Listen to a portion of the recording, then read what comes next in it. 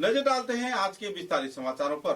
कालायन मालीडहर सड़क के एकाधिक सेतु इन दिनों तनावपूर्ण माहौल में है, कभी भी टूटकर गिर सकती है। कई क्षेत्र में बड़े हादसे के शिकार भी लोग हो सकते हैं। कुछ ऐसा ही आशंका व्यक्त किया है बीजेपी के नेता सुब्रत चक्रवर्ती ने। पिछले 28 जून गुमरा सेतु की मरम्मत के निर्माण कार्य संपन्न किया गया है, लेकिन अभी भी इस क्षेत्र में तनाव जारी है। करोड़ों रुपए के खर्च से बदरपुर जोवाई राष्ट्रीय राजमार्ग तथा कालायन मालीडहर के राजमार्ग का संस्कार किया गया था, लेकिन NHIDCL के कार्यकर्ताओं द्वारा किए गए इन कार्यों को पूरी तरह बेअंदाज किया जा रहा है, क्योंकि इस क्षेत्र में अक्सर सड़क की हालात और भी नाजुक हो रही है। बारिश के चलते जहां सड़क टूट रहा है, तो इसी दौरान इस रूट पर कई पुल इन दिनों परेशानी के कगार पर है, कभी भी हादसा हो सकती है। कई क्षेत्र में कई छोटे बड़े ब्रिज नाजुक हालात में है। NHIDCL के लापरवाही बरतने के साथ साथ संस्कार कार्य में अनदेखी व देर किए जाने के भी आरोप लग रहे हैं। पत्रकारों के साथ बातचीत के दौरान सुब्रत चक्रवर्ती ने कहा कि पिछले कई वर्षों से उन्नयन पर प्रगति की धारा तो चल रही है, लेकिन NHIDCL सड़क संस्कार के क्षेत्र में लापरवाही बरत रही है, और जिसका मुआवजा लोगों को अपनी सड़क हादसे के चलते अपनी जान गंवा कर देना पड़ रहा है। कई और सहनशील पहलुओं को लेकर सुब्रत चक्रवर्ती तथा आवासीय क्षेत्र के लोगों ने तीव्र प्रतिक्रिया व्यक्त की है। बिहार राजमार्ग के संस्कार जल्द से जल्द किए जाने के लिए विभागीय कार्यकर्ताओं से अपील भी किया गया।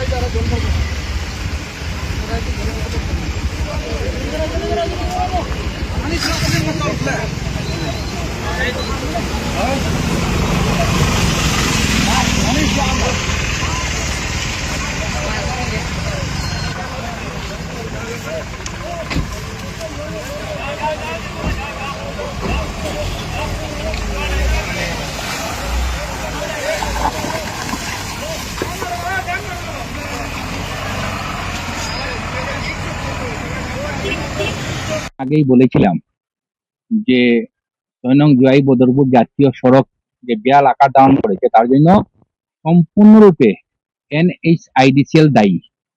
আমি তা আজকে আবার উল্লেখ করছি, কারণ গত বছর আমার জানা মতো ১৫,৬৬ লক্ষ টাকা বরাদ্দ হয়েছিল ৬ নং জাতীয় সড়কের মালিদর থেকে বদরপুর পর্যন্ত প্রায় ২৮ কিলোমিটার মেরামত করার জন্য। কিন্তু বাস্তবে এটা কোথায় কাজ হয়েছে আমাদের জানা নেই। আর সেই ১৫,৬৬ লক্ষ টাকা সঠিকভাবে কাজ হতো, আজকের দিনে জাতীয় সড়কের সেই বেহাল আকার ধারণ করতো না। যার জন্যই আমি NHIDCL কে সম্পূর্ণভাবে দায়ী করেছি। গত ২৮ তারিখ গুমরা সেতু বিকল হয়েছে, তার দুদিন পর থেকে কাজ শুরু হয়েছে। স্থানীয় প্রশাসন সূত্রে যেটা আমরা জানতে পেরেছি, আগামী ১০ তারিখ যাত্রীবাহী গাড়ি চলাচল করবে এবং তার ২-১ দিন পর থেকে ভারী যানবাহন চলাচল করবে। স্থানীয় প্রশাসন সূত্রে আমি বলতে পারছি যে কিছুদিনের মধ্যেই গুমরা সেতু দিয়ে যানবাহন চলাচল শুরু করবে। কিন্তু এখানে প্রশ্ন হচ্ছে, আপনারা হয়তো জানেন যে গুমরা সেতু দিয়ে যানবাহন চলাচল করবে, শুরু হবে কিছুদিনের মধ্যে, কিন্তু আমাদের ৬ নং জাতীয় সড়কে আরো ৩টি সেতু রয়েছে। যেটা প্রথমত অবস্থা হলো সাপ্লাই গেটের মা কালী হোটেলের নিকটে যেটা ছোট ব্রিজ রয়েছে, সেতু রয়েছে সেটা, এবং পুরাতন MB গেট এর নিকটে যেটা সেতু রয়েছে, এবং কাটাকালের যে সেতু রয়েছে, সেগুলোর অবস্থা ভালো নয়।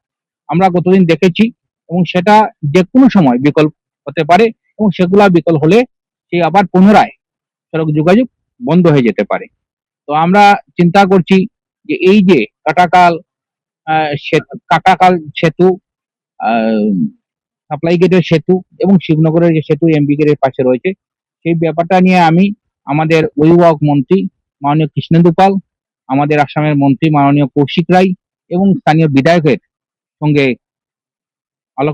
আলোচনা করব এবং সেগুলা কিভাবে অতি তাড়াতাড়ি মেরামত করা যায়। কারণ আমাদের এই যে দেয়াল বড় বড় গর্তের সৃষ্টি হয়েছে, তো এখনো আমাদের কাজগুলা যেভাবে দ্রুত গতিতে সম্পূর্ণ করার কথা ছিল, বিভাগীয় আধিকারিকরা সেইভাবে সম্পূর্ণ করতে পারছে না, যার জন্য আজকের দিনেও আমাদের বিশেষ করে কালাইন থেকে মালিডোর পর্যন্ত সড়কের মধ্যে বড় বড় গর্তের সৃষ্টি হয়েছে।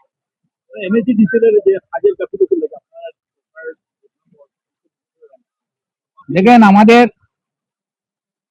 জনপ্রতিনিধি যারা রয়েছেন ভারতীয় জনতা পার্টি বা সরকারের উপরে মানুষের আস্থা রয়েছে, বিশ্বাস রয়েছে, কিন্তু এখানে বিভাগীয় আধিকারিকদের জন্য আজকে আমাদের সরকারের বদনাম হচ্ছে সত্যি। তো আমার মনে হয় আমাদের সরকারের বা মাননীয় মুখ্যমন্ত্রী এবং আমাদের বরাকপুর যারা ভারতীয় জনতা পার্টির প্রতিনিধিরা রয়েছে, তাদের সদিচ্ছা রয়েছে কাজ করার জন্য। হয়তো বর্ষার সময় কিছুটা ডিলেমি হচ্ছে, কিন্তু বিভাগীয় আধিকারিকরা যে উদ্যোগ নিয়ে কাজ করার কথা ছিল, আমি ব্যক্তিগতভাবে বলছি সেটা হচ্ছে না, যার জন্য অনেক ক্ষেত্রে আজকে আমাদের জনপ্রতিনিধিরা কথা শুনতে হচ্ছে বা সরকারের বদনাম হচ্ছে। তো আমি মনে করি সেই দিকে আমাদের জনপ্রতিনিধিরা বা সরকার ব্যবস্থা নেবে।